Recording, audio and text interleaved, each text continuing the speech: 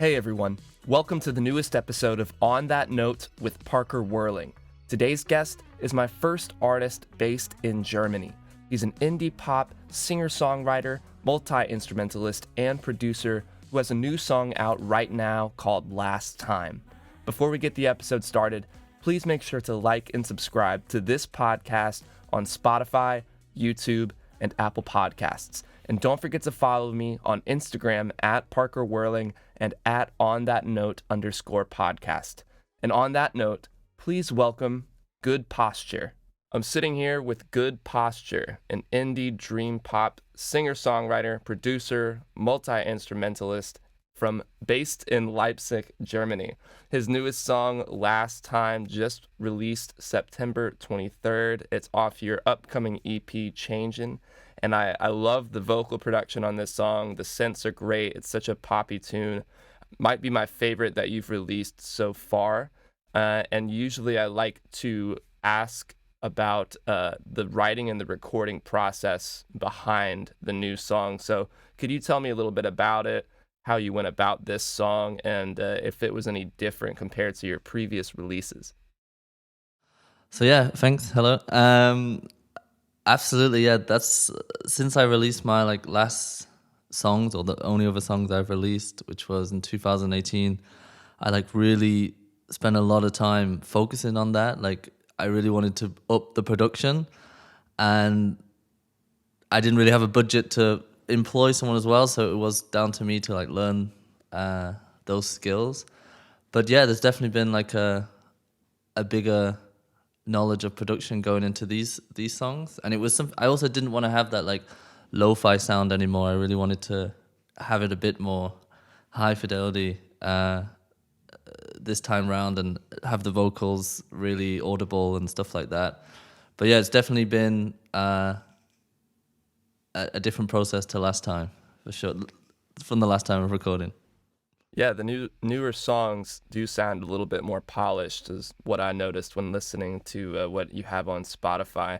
What are some of those big learning lessons, or maybe just some practical knowledge that you gained that allowed you to start producing these songs in a more polished way?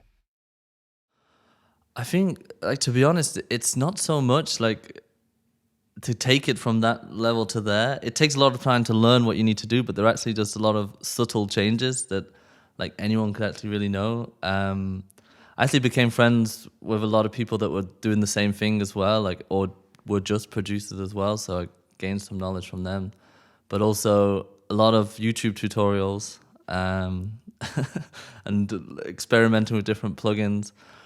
But yeah, it was really just learning a lot of the basics, which was, I think a lot of it goes down to the actual recording, making sure I think that's for me, it's 80% of it. If you have a good recording, a good guitar or a good vocal take, it's so much easier later on. And from the old stuff, I didn't even think of that. I was like, you can just put reverb or something on it in the end and it'll sound good. But it's definitely a lot more than that, yeah.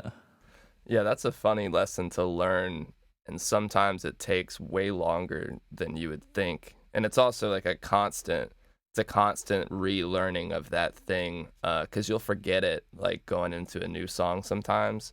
But you're right, if you just have a really good track, without many effects, without having to comp some things and make it just, tweak it a lot, if it's just good on its own, and then you have, 5 of those tracks, it's going to sound great instead of having 40 tracks that are all just okay, you know?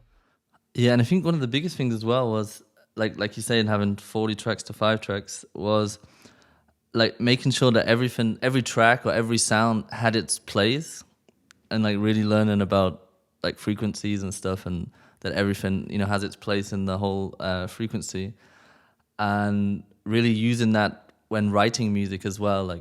If this part is very low frequency bassy, then it will need a high part on top of it, and that will stand out more because there's space in the mix for that. And I think when I wrote these songs, I was thinking about that a lot, making sure everything had its own space. Yeah, it's really a matter of being conscious about the choices that you're making instead of just Like, I mean, yeah, you should kind of experiment and maybe do things you wouldn't expect or try things. But once you've done that, if something doesn't sound like it's quite right, being honest with yourself about it and saying, okay, well, I don't know if that's quite hitting. I've tried to make it work. Let's just mute the track, see how it sounds. Does it sound better? Does it like, is that thing really like actually annoying after you have listened to it for a while and then you get rid of it? It's like, there's been so many tracks that I like, you listen to it on loop for like, 20 minutes and you get used to it. And then you take it off and you're like, yeah, this actually sounds better without it. Yeah, definitely. And yeah, that was a thing as well. Like in my old music, I just put hundreds of layers in, and this time I think I wrote like that as well for this record, and then it was just taking stuff away the whole time. Like Yeah. it didn't need that melody, it didn't need this on top, and making it a bit more minimal. Yeah. It's weird how when you get more experience, you put less into your songs sometimes.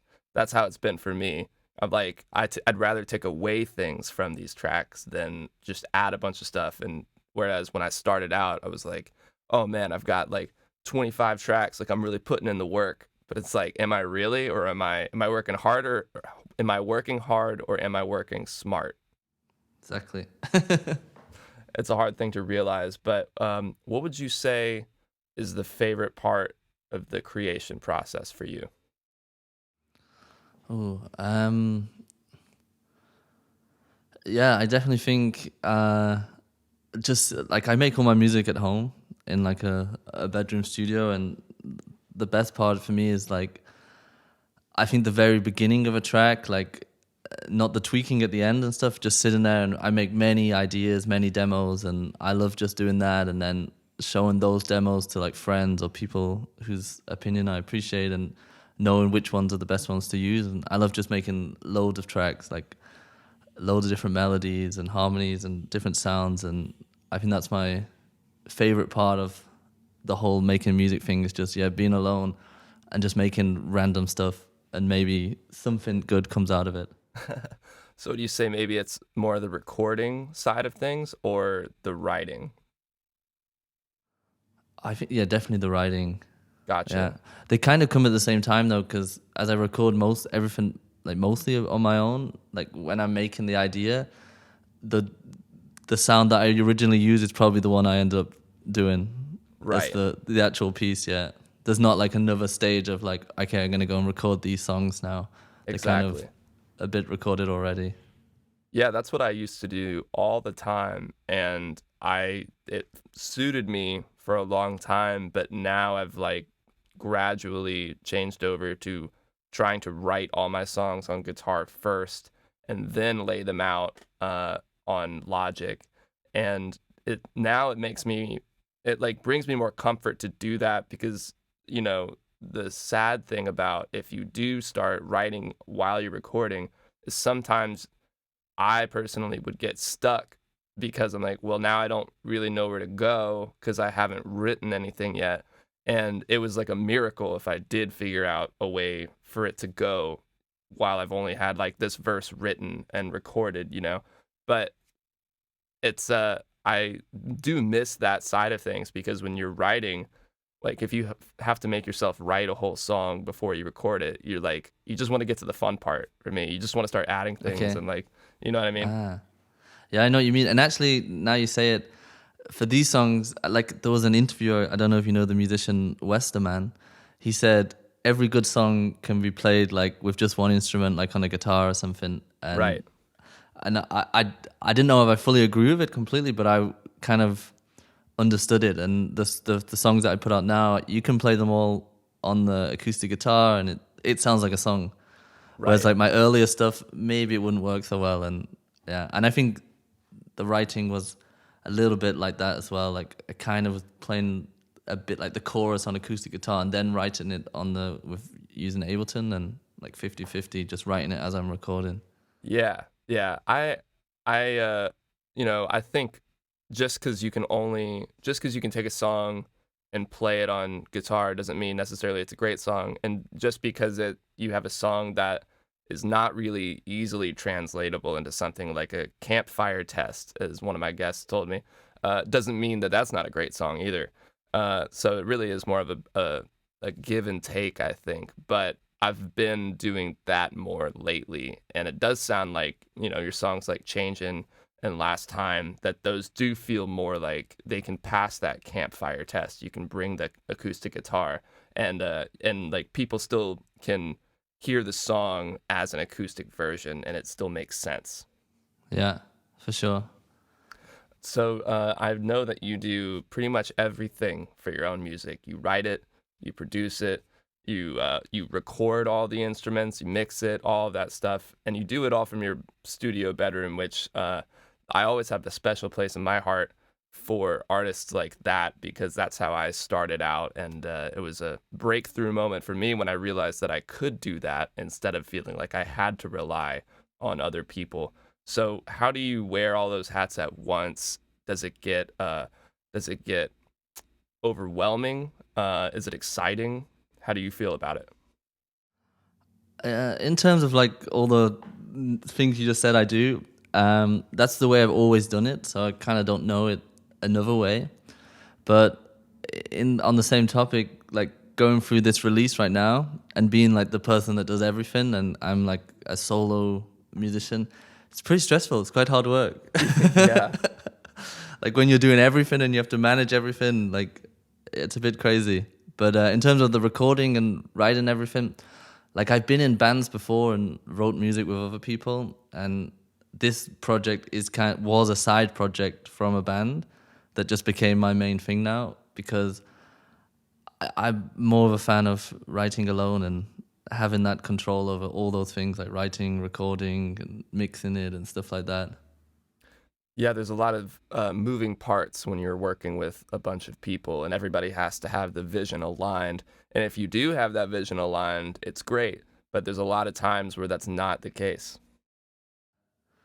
I think so. And I have like a kind of a weird way of making music, and I've kind of honed on that skill of how I do it. And if I apply it with other people, I notice that most people don't do it like this. I like to have a whole overview of a song and like make the drums sound exactly how I want the drums to sound before I move on to anything else. And everyone's like, hey, just have the beat and then we'll make the bass. And I'm like, no, the drums have got to sound, that snare is going to be sounding great before I put anything else on it. Oh, wow. That is Yeah, interesting. it's really, yeah. So what like made you start doing that? Like, why is that so important to you? I don't know. That's kind of how I work. Normally I would start with the drums, and I like to just go through each instrument in a line and get it pretty much to where I'd like it sound, instead of like having a demo. I'm not such a demo guy. Yeah. Yeah, Or like, it's we gotta weird. get this done now. No, I like that. That's cool. Do you And people are usually? like, so yeah, You and go people ahead. are always like, we don't need to like we've done the drums. Let's go on to the bass. Like, no, they're not finished, and they're like, it doesn't matter. We'll come back. And like, no, we don't go back. We only go for We only think forward here. yeah. So, do you have a typical like checklist in order that you go through? Start with the drums, then bass, then keys or guitar, like, or can it kind of be anything? Can it start with the guitar and then other things come in later? It can definitely start with anything, but I think I always go for the like choosing the tempo Yeah. first. I'm like, I want to do a song this fast, and then that's how fast it will be. Yeah, I And mean, then makes sense. and then I'll be like, okay, I'll do the drums, and yeah, it can be any instrument, but as I say, that instrument will be perfected before moving on, which is a bit weird. That's cool though. I like that because then you know you have a great foundation or reference for what the other tracks need to sound like, instead of having this wishy-washy idea of what it's going to be, and then your reference is something that's not fully formed, so the rest of your tracks could suffer from that if you're not careful. Yeah, exactly. So do you have any advice for other artists when it comes to starting out creating your own music? Maybe someone hasn't released a song yet, or they're thinking about getting into that kind of thing. What would be your like practical advice and maybe some general advice? I think the advice I would have liked to have heard when I was starting off, which really affected me, like making music, which like also stopped me from releasing music for a few years. That's why it took me so long. Was like thinking I needed like the best equipment.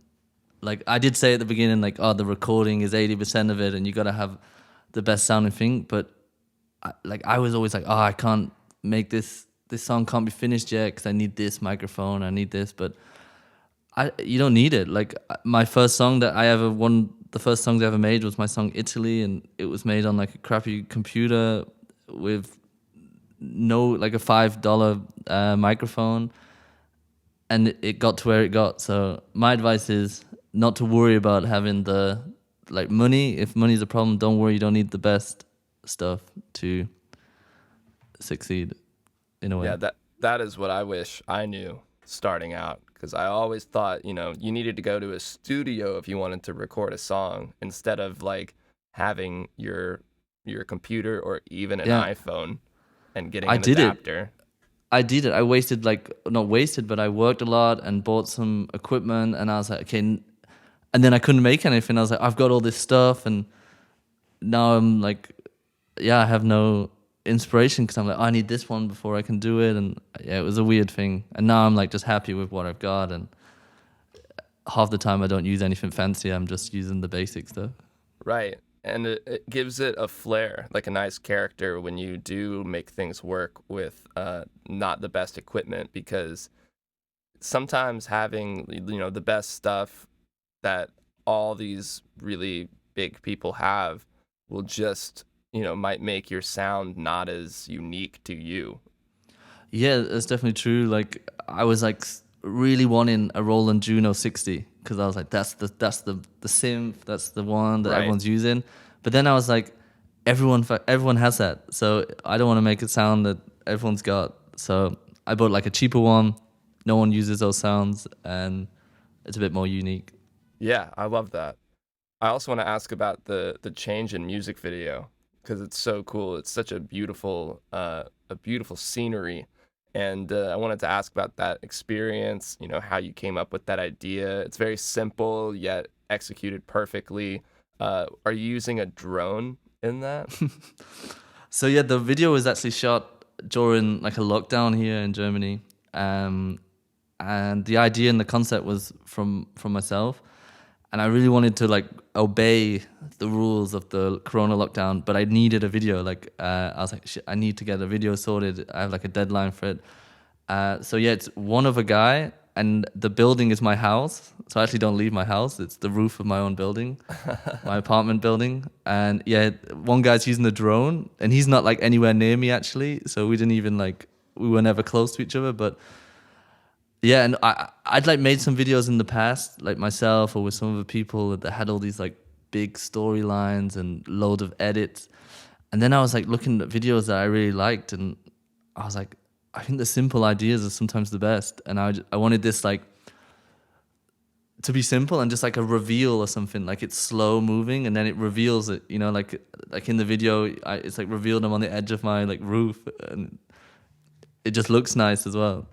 Yeah, yeah, it really looks cool, and that's really funny that you guys. It was literally just you and another guy, and you didn't even really see him. And it is funny how you get put in certain situations that bring on a lot of pressure, and it forces you to make a decision and do something like right now. And sometimes that's like the kick that you need, because otherwise you would just be like wondering forever what you should do. And especially, the kind of parameters that you have, not being able to like leave your house. Well, that narrows down the ideas that you can have. And sometimes narrowing ideas is actually a good thing. Yeah, of course. Without those without those regulations that were in place at the time, that idea would have never come to fruition. I sat on the desk and I was like, what can I do? Like, I really want simple, not many changes in the edit.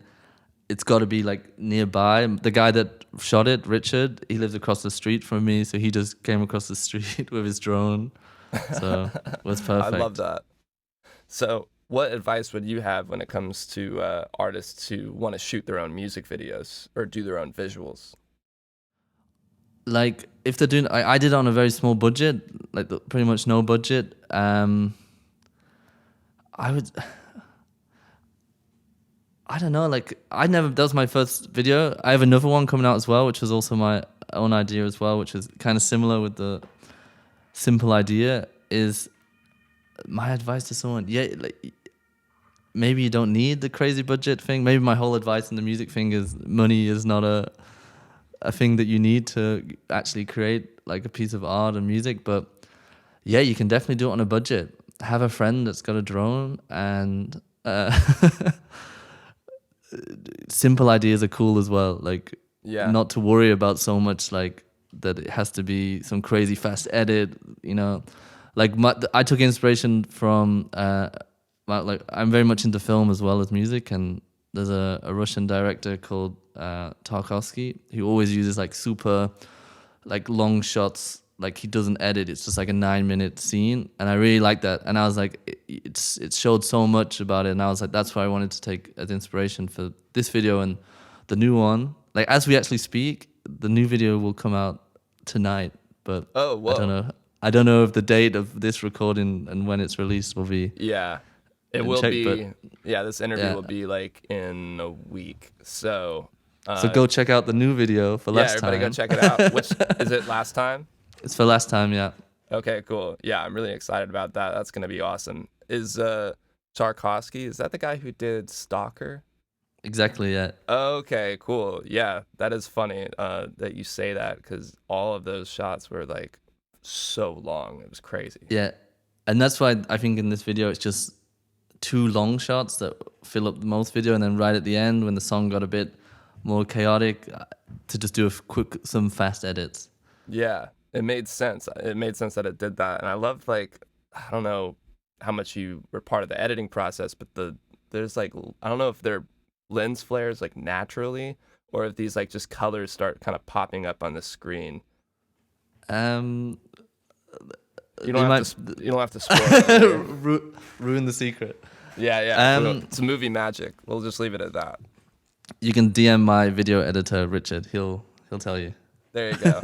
And Yeah. that, I like what you said about, just have a friend that has a drone. It's like, utilize your resources, ask around, ask what people are doing. And people are usually down to help. They're usually excited to be a part of a project like that. And it really just takes like the courage to ask people things like that. And, I don't want courage to sound like cliche, but I think the reality is a lot of people are pretty shy about doing something like that. But if you're excited about it, I think most people will see that and be like, okay, yeah, like let's do something together. Yeah, that's kind of how it went. Yeah. It's good to have supportive people like that, that are also very talented. Yeah, for sure. Awesome. Well, that's going to take us over to the last 5, where I'm just going to ask you 5 questions and we'll be done. Okay, let's go. All right. Number 1 is Logic or Ableton? Ableton. Yeah. I read somewhere that you did Ableton, but I figured I should ask anyway. So is that what you started on, or did you try Logic first? Logic's Mac based, right? It's only on Mac. It is. Yeah, so I've always been PC person. And I think like most people, you don't really choose it. I don't know, maybe that's Right. wrong, but like I had a friend. It chooses you. It chooses you. Like a friend of mine, he was using Ableton, and I was using like at the time like a Tascam 8-track thing just to put some ideas down. And then he showed me Ableton, gave me like a cracked version of it for my own laptop, and that was it, Ableton. Gotcha. And he gave me Ableton like 8 or 9, and I have the new one now, but I keep it in the very depressing gray color of Ableton 9. I need it in. You can change the theme, and I have it in the depressing gray still. It's the only way you I can think work. you'll ever change it? No. It's the only way it works like that. But I That's never really interesting. experimented with other ones. I have friends that only use Pro Tools, and they're like, that's industry standard Pro Tools. Right. Yeah. Ableton for techno, and I'm like, it works for me. Yeah, it's cool when you use something that is not quite what you would expect for the kind of music you make. Like, Logic straight up makes sense for the stuff that I do, but when I used Ableton, I had like a free trial version, And when I used it, I really enjoyed it because it made me think differently and made me like produce in ways that I wouldn't expect because I was so used to the way I did it on Logic. And it's funny because I'll ask somebody Logic or Ableton, and usually with your case, I read an interview and you said Ableton, so I already knew. But some people I'm not sure, and I'll guess just in my head. And sometimes I'm surprised. I'll like think it's Ableton for sure, and then they use Logic. I'm like, oh, well, that's interesting that your brain thinks like that. Yeah. I don't know. Just I've never used Logic, but I really love the two views in Ableton, like the session view and Right. I don't know. I call them like the sideways one and the down one. Right. And Yeah. I think like the downwards one's really cool for like getting. I just make load of ideas in a row, and then the Right. one that's cool moves over to the other view, and I like that Yeah. aspect. I like that's a feature I like. Yeah. The Logic looks more like the sideways view, but you Only don't sideways. pretty much only sideways. Ah, Yeah. okay. So, it's great if that's how you want to view it, but I do like the idea of on Ableton you have like the stacks of ideas that you can throw in there quick and try. And one thing you said that reminded me of, I don't remember who said this. It might have been somebody on the show or just an interview I watched, but they were saying that they preferred to be making music in a very like not vibey area, like just stuff that's like minimal. There's not really any decorations, like lighting is not good because it forces you to create something that like defies that and that sounds great without having to like have these things around you, like these cool lights that make you feel like, oh yeah, this sounds great. It's like if it sounds awesome in like this sterile environment, that it's going to sound amazing in a vibey room. And that reminded me of it because you said it like you just want the depressing gray Yeah. Ableton thing. Maybe that's it. Like if it was like flashing and looked cool, maybe the sound doesn't stand out, but because it's so depressing, and then this sound comes out of it, I'm like, there's a bigger gap. It looks cool. It sounds Yeah. cooler. Yeah, Yeah, maybe I get what maybe you mean. so. So question number 2 is, what do you think is a perfect album front to back? What like makes a perfect album? What makes a perfect album? Usually I say I'm asking for like name an album, but I also think it's cool when people say like what makes a perfect album. Okay. So what makes a perfect album for me is like, which I plan to do, I want to do when I write like a full record, is that it's definitely like listenable start to finish, and that's how it was made to be. And if you're asking me for a perfect album like that, I would probably say it's probably going to be, which is one of my favorite albums of all time, is "Inner Speaker" by Tame Impala. Oh, nice. Yeah, I can great just answer. yeah, it just goes start to, and that's what I like about it. You can just it. I think he made it to as one listen, and I love that. I do love that album. I used to listen to that all the time. I've been less on a Tame Impala kick over the last couple of years, but that album kind of made its way into my favorite. I couldn't decide. I'd go back and forth between that one um and Lonerism all the time. I could probably say something like "Cooler" or something, but to be honest, it was an album when it came out that like kind of stopped me being this like person listening to like only old music, and yeah, and it made me like, oh, new music's super cool, and that's what I do now, and it's my biggest like source of listeners, like mainly new music. And that album coming out, and I was like, whoa, people are making this these days, like yeah, Wow. Yeah, it was a big thing for me.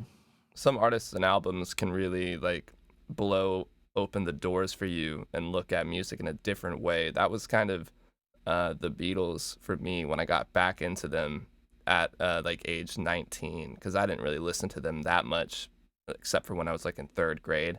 And then when I was 19, my friend got me back into them because he loved them, and it just like changed the way I listened to music again, because I never really listened to older stuff, and just like the way they wrote their songs, the production that they could get in the 60s, like the just like the experimental songs along with ones that sound like they've been like these classically written songs that have existed forever, just like totally changed the way I listen to music. Yeah, for sure. And I think like the reason I kind of made this huge switch to new music, because like knowing that just one guy made In a Speaker, like Kevin Parker, that was like such an inspiration to be like, Yeah. I'm just playing guitar, and like if he can do that, like maybe I could make something never as good as that, but I could give it a go, And I think was kind of the birth of this whole like do it yourself, like Mac DeMarco, King Cruel, these guys just doing everything Right. themselves. And that's why it's an album for me that like was like the first one I knew where it was just like one guy Yeah, that did everything. that really resonated with me too, now that you bring that up, because I always felt like I needed other people. And then to hear that he did all that on his own, I'm like, oh man, so maybe I can do something like that too, Mm-hmm. Question number 3 is, who's your dream artist or producer to work with? Oh, okay. I can't say. I've already talked about Tame Impala now, so I can't say him. I think I'm just gonna be naming all like the big guys, but maybe not so cool these days. But I think I would love to work with Mac DeMarco. That was what I was thinking. I really Big- thought that would be cool. Have you seen his garage? Yes, I have. Crazy. Well, I would love to work in that because he has like every single piece of like vintage gear, and like I imagine, I don't know if you ever seen these like webcam shows he did on YouTube, and he's like just going around using all these instruments. Yeah, a couple That would times. be a cool place to work with him as a musician, but as a producer too, it would be great. And not to mention just as a person. Like, he seems like such a genuine Yeah, dude. yeah, exactly.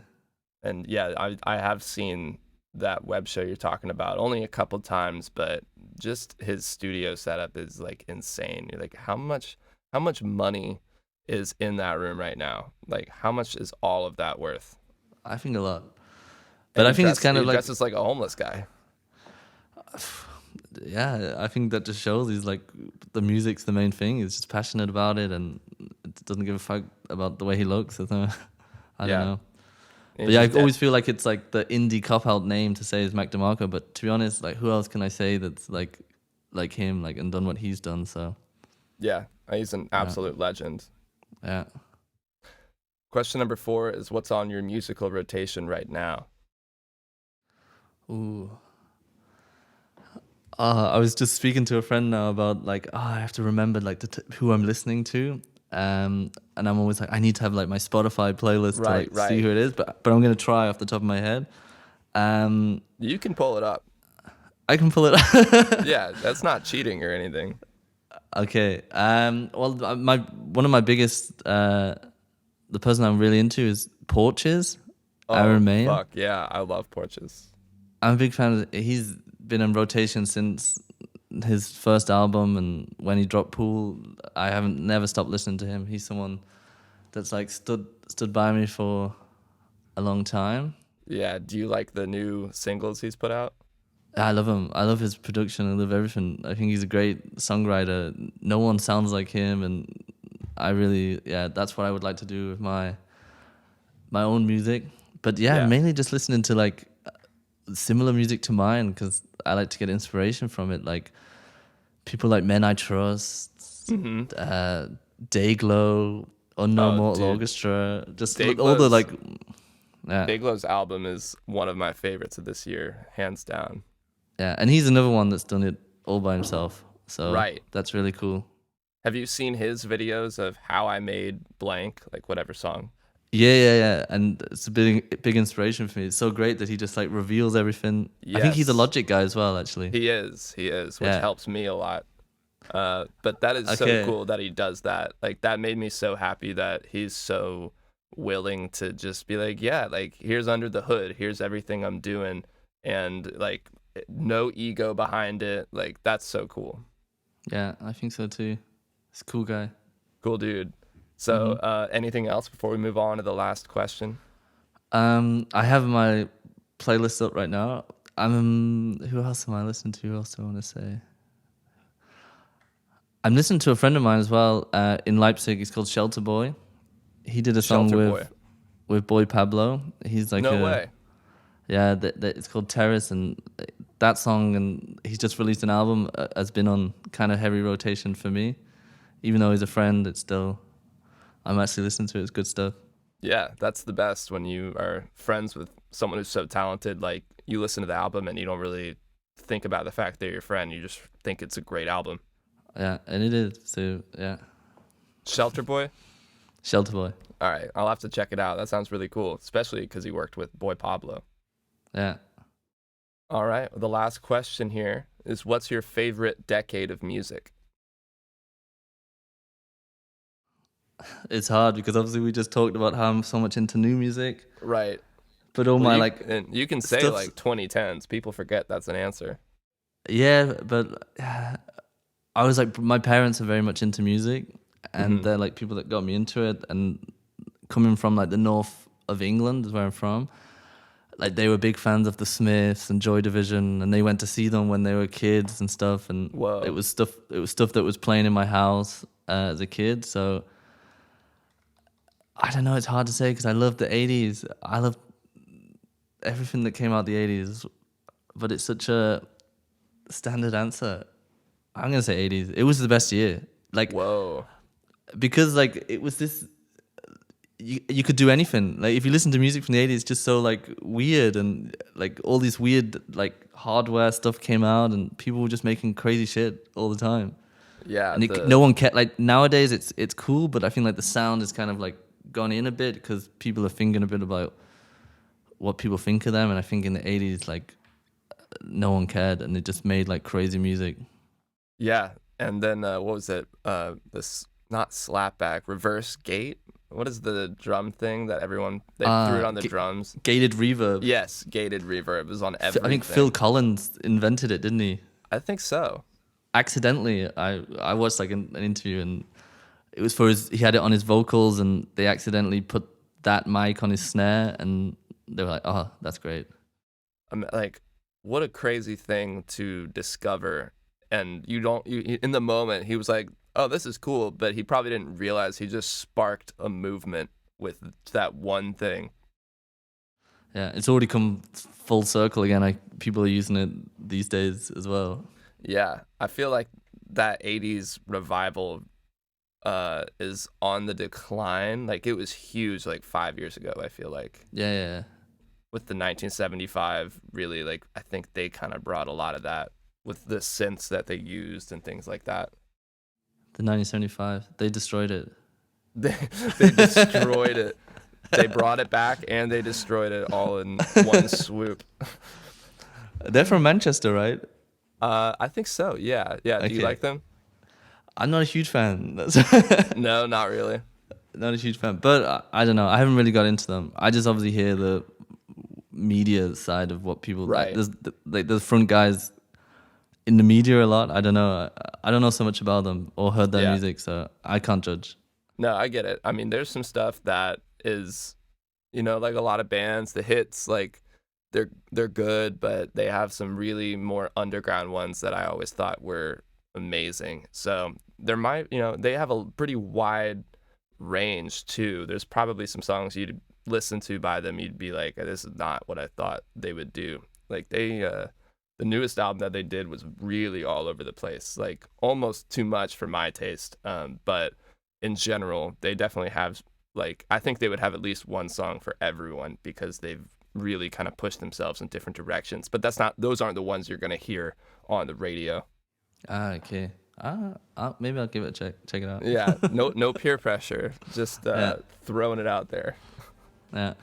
Awesome. Well, Good Posture, thanks for joining me for an episode of On That Note. It was great getting to talk to you about your new single, Last Time, whose video is coming out tonight, but it will be out already when people are listening to this, so go check it out right now. And yeah, thanks again, man. Thanks for representing Leipzig, Germany. First guest that's based in Germany to come on the show. Well, thank you very much. Thanks for having me. It was a pleasure. Of course, man. All right, I'll talk to you later, dude. Talk to you later, man. Take care. See ya. Bye. Bye-bye.